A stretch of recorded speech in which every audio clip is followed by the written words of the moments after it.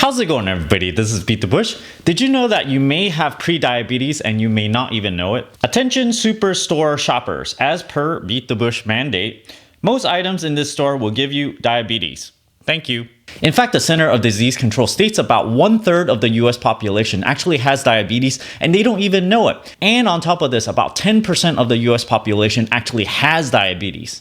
Now, why do you think this is the case? It's because people don't really know what is actually good for them right now. There's actually no widespread information on how to prevent this. There's just medicine that covers up some of the symptoms. People just buy the cheapest food there is basically just to survive. But little do they know that because of doing this, they're actually costing themselves a lot more down the line in health problems. In my personal opinion, I think most processed food will actually give you some sort of health problem. So what I like to do is just shop around the perimeter of the supermarket and just basically buy vegetables first.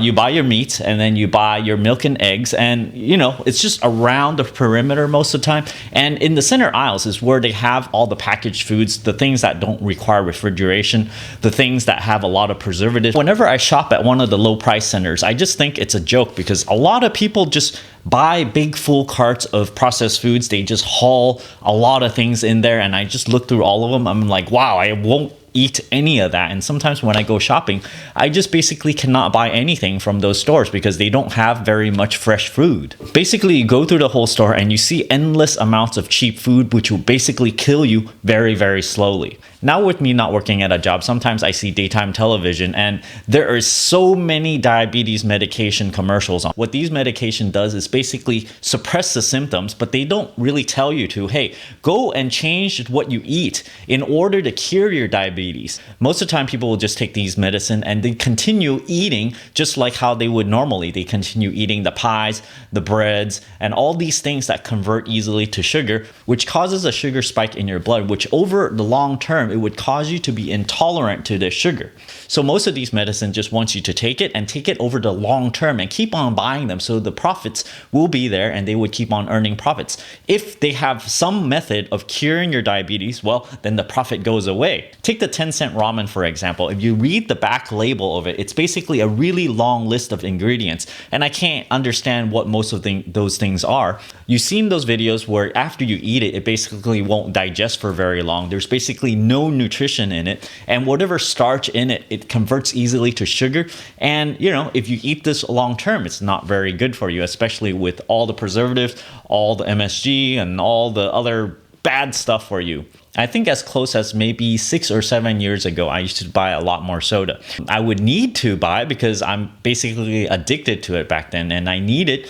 Sometimes I would stock up on it. So I would go to the supermarket and it might be like $2.50 for every 12 pack. Nowadays, it's about $3 or $4 for a 12 pack. And then basically you see a whole bunch of people stock up on it. And then you go, okay, one full cart of soda. And so you have about 12 packs in there, and then you go, okay, this is great. I can get it for cheap, and all of this is $20, $30, and you can have your fill of soda for a really long time. Now, what I think about this these days is that I basically don't drink soda at all. I basically have to wean myself off of this. It's a difficult process, but basically you just drink, one can less a week, and then you just slowly progress to not drink it. And then you have to realize there's a lot of sugar in it. There's 11 teaspoons of it. If you ever try to put 11 teaspoons of sugar inside the same amount of water, it tastes really, really sweet. It's a carbonation in the soda that makes it so that it tastes like it's not as sweet. Now you wonder, wow, ramen is only 10 cents. However, if you buy just one banana, it's 25 cents. It's close to 2.5 times the cost of a little packet of ramen. So no wonder people are buying things that are cheaper in order to sort of make themselves not feel hungry, but then they're not really absorbing any real nutrition. They're just, using sugar to run themselves, basically. So you have plenty of other foods that will convert easily to sugar. For example, bread that's made from white flour. That white flour is a processed thing. So once you eat it, it converts easily to sugar. You have a lot of baked goods. There's a whole aisle on baked goods, and people just buy a lot of this. It's like you can have your Twinkies, Ho-Hos, muffins or whatnot, and all of these basically, it's going to feed your diabetes basically. I probably don't have to go into eating candies. Candies, somehow a lot of people are just addicted to this. Sometimes when they buy one package, they eat the whole pack, or maybe they might eat 2 packs, but one serving of that is a lot of sugar in itself. I guess for myself, whenever I eat a whole pack, I basically can't have the whole pack. But lucky for me, I really don't want to eat all that. Some people have an affinity to eat the whole thing. For example, a pack of Skittles, I might only eat like 4 or 5 or 6 Skittles, not the whole pack, and I would basically have enough already. So how do you wean yourself from just one sitting of having a whole pack of Skittles to only just having a few?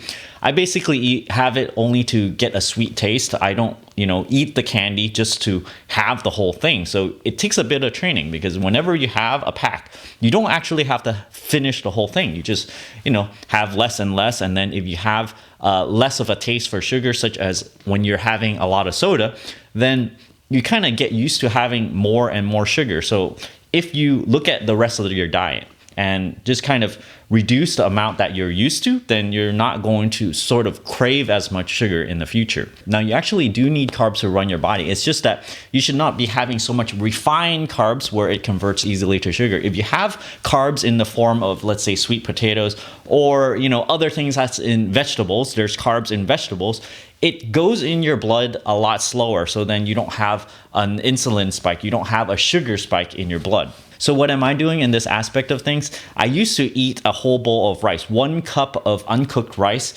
and then I cook that, and then I just eat the whole thing. Basically, I scaled back to having roughly half a cup these days. I started doing this because I got a health checkup, and they said, oh yeah, your blood sugar or something, it's a little bit high. It's not even pre-diabetes, but it's a little bit high. So I wanted to take a little bit of precautionary measures there. So I kind of weaned back on having less rice.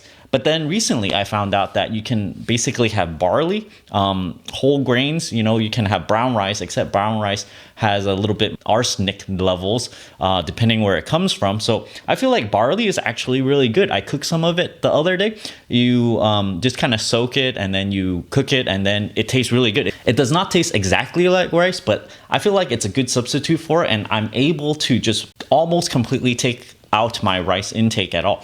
So all of the stuff that I have right now, I'm just going to finish it, and then I'm probably not going to buy any more rice anymore. Just going to buy more barley, and then just use that as my starch intake. So thanks for watching. I hope you guys enjoyed this video, and kind of think about what you're eating. And even though if you don't have diabetes, or if you feel completely well, you might want to just kind of watch out on what you're eating, especially all the carbs, all the sugars and stuff, because you could be in danger of getting pre-diabetes, and then, later on getting actual diabetes later on. So it's a common enough problem that I feel like most of your subscribers, if you did not know about this before, well, now you know. So thanks for watching. Don't forget to give me a like on this video. Comment down below. Let me know if you're gonna just change your diet around a little bit. Just try to eat a little bit less rice, a little less bread, a little bit less carbs, just for your health in the future.